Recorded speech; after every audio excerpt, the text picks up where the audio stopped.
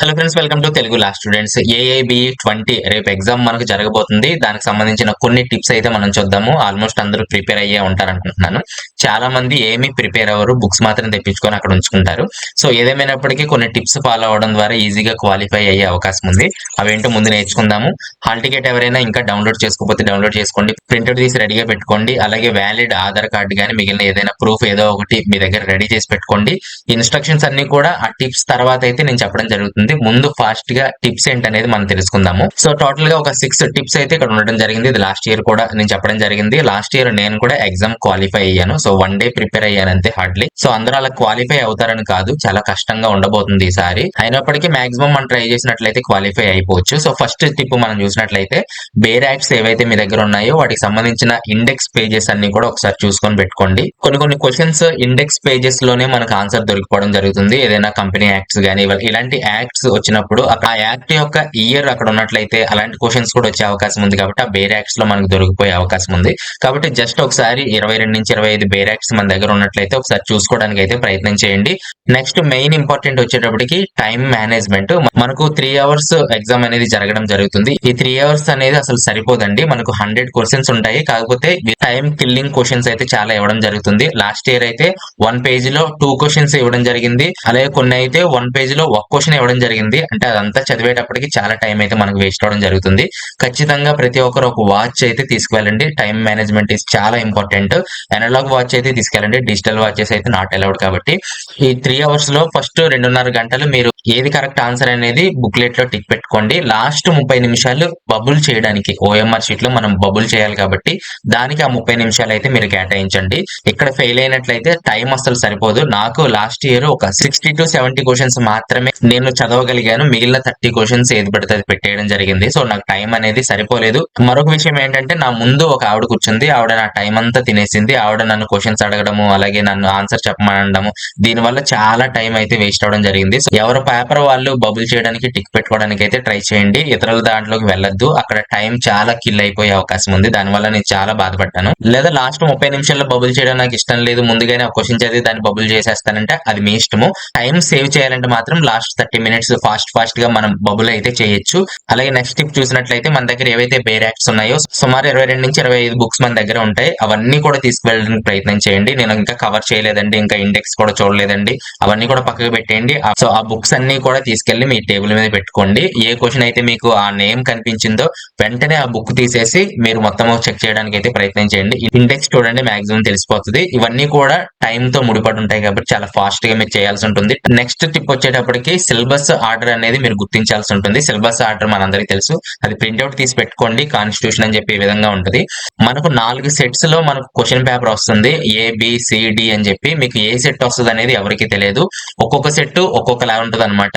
నాకు first question set ఏలో first question వస్తే సెట్ డి వాళ్ళకి లాస్ట్ క్వశ్చన్ ఉండొచ్చు అది.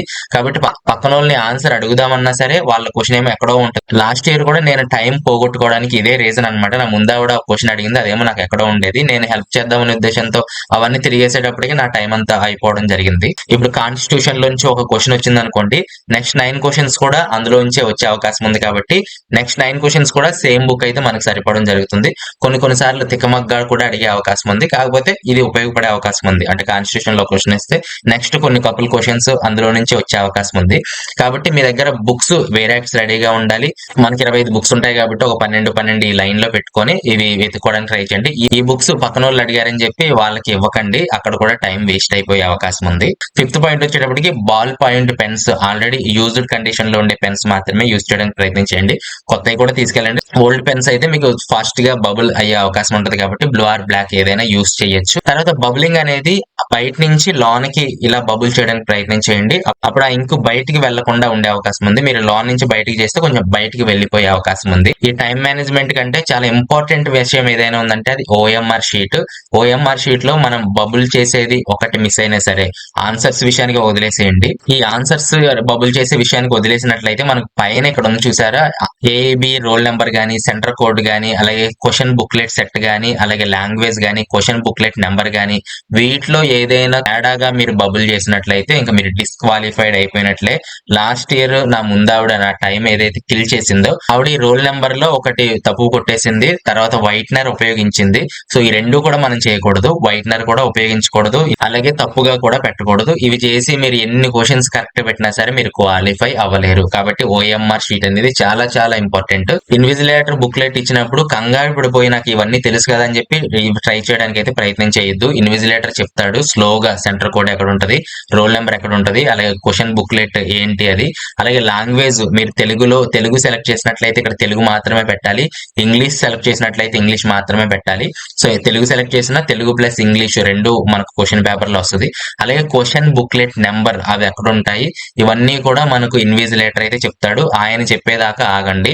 దయచేసి మీరు ముందు పెన్ను పెట్టారంటే అక్కడ డిస్క్వాలిఫైడ్ అయిపోయినట్లే. సగం మంది అలా ఫెయిల్ అయిపోతున్నారంట ప్రతి సంవత్సరం కూడా. కాబట్టి ఈ బబుల్ 85% అనేది మనకు ఉండాలి. టోటల్ గా 100% దొద్దాలనుకోవద్దు. 85% ఆ బబుల్ కనిపించేటట్లు ఉంటే మనకు సరిపోతుంది. సో ఈ విధంగా ఆన్సర్స్ ఇవన్నీ సో ఈ విధంగా ఆన్సర్స్ అన్ని కూడా బబుల్ చేయడానికి ప్రయత్నం చేయండి. చాలా చాలా ఇంపార్టెంట్. తర్వాత లాస్ట్ ఏంటి అంటే ఏదైనా క్వశ్చన్ ఆన్సర్ తెలియనప్పుడు బి అండ్ సి పెట్టుకోవడానికి అయితే ప్రయత్నం చేయండి. ఇది వర్కౌట్ అవుతుందా లేదా అని మనకు తెలియదు, కానీ చాలా మంది అంటుంటారు. ఏదైనా లాస్ట్ ఇయర్ నేను కూడా అదే చేశా. 70 క్వశ్చన్స్ వరకు నేను రీడ్ చేయడం జరిగింది. 30 క్వశ్చన్స్ అసలు టైం సరిపోక నేను చదవలేకపోయాను, బబుల్ చేయలేదు. నాకు ఇంకా 20 మినిట్స్ మాత్రమే ఉంది, ఇంకా 30 క్వశ్చన్స్ చదవలేదు. అప్పుడు ఏం చేయాలి తెలియక ఇదే నేను అప్లై చేయడం జరిగింది. బీసీ అలాగే ఇంకా నచ్చిన ఆన్సర్స్ అన్ని కూడా నేను బబుల్ అయితే చేయడం జరిగింది. ఇది మేబీ వర్కౌట్ అవ్వచ్చు, అవ్వకపోవచ్చు. టైం లేనప్పుడు అయితే ఇలాంటివి అయితే ట్రై చేయండి. టైం ఉన్నప్పుడు మాత్రం ఖచ్చితంగా రీడ్ చేసి మాత్రమే మీరు ఆన్సర్ అనేది పెట్టుకోవడానికి అయితే ప్రయత్నం చేయండి. సో ఇవి 6 టిప్స్. ఇంకా ఎవరైనా సీనియర్స్ ఉన్నట్లయితే కింద కామెంట్స్ లో తెలియచేయండి. రేపు ఎగ్జామ్ ఎవరైతే రాబోతున్నారో వాళ్ళకి ఉపయోగపడే అవకాశం అయితే ఉంది. అలాగే మీ అడ్మిట్ కార్డ్ కింద ఈ విధంగా ఇన్స్ట్రక్షన్స్ అయితే ఇవ్వడం జరిగింది. ఇవన్నీ కూడా ఒకసారి చదువుకోవడానికి అయితే ప్రయత్నం చేయండి. కరెక్ట్ గా 1 అవర్ బిఫోర్ వెళ్ళడానికి అయితే ప్రయత్నం చేయండి. అక్కడ ఈ బుక్స్ అన్ని కూడా మీకు చెక్ చేయడం జరుగుతుంది. అక్కడ కూడా లేట్ అయ్యే అవకాశం ఉంది. ఏదైనా లేట్ అయినట్లయితే మీరందరూ కొంచెం గోల్ చేసినట్లయితే ముందుకు త్వరగానే పంపించడం జరుగుతుంది. లేకపోతే వాళ్ళు చాలా గందరగోళానికి గురయ్యే అవకాశం ఉంది. నేను లాస్ట్ ఇయర్ విజయవాడ నలందలో రాయడం జరిగింది. అక్కడ ఫస్ట్ టైం ఆ సెంటర్ ఇచ్చారు కాబట్టి అక్కడ ఫ్యాకల్టీ ఇన్విజిలేటర్స్ వీళ్ళందరూ కూడా చాలా లేట్ చేయడం అయితే జరిగింది. సో మన వాళ్ళందరూ గోల్ చేయడం వల్ల చెక్ చేయకుండానే చాలా మందిని అయితే ముందుకు పంపించడం అయితే జరిగింది. అలాగే లాస్ట్ ఇయర్ ఏబి 19 నేను రాశాను. దానికి సంబంధించిన ఫీడ్బ్యాక్ వీడియో ఇక్కడ ఉండడం జరిగింది. నేను ఎగ్జామ్ ఎలా రాశాను, అలాగే రోల్ నెంబర్ ఎలా చూసుకున్నాను, ఇలాంటి విషయాలన్నీ కూడా ఈ వీడియోలో ఉండడం జరిగింది. డిస్క్రిప్షన్ లో లింక్ ఇస్తాను. ఆ వీడియో కూడా చూసి రేపు ఎగ్జామ్ రాయడానికి అయితే ప్రయత్నం చేయండి. ఎగ్జామ్ తర్వాత మనం మాట్లాడుకుందాము ఏ విధంగా పేపర్ వచ్చిందని. అందరూ బాగా రాయండి, కంగారు లేకుండా. Time management is main. So అందరికీ all the best. Next video మళ్ళీ కలుస్తాను. Thanks for watching.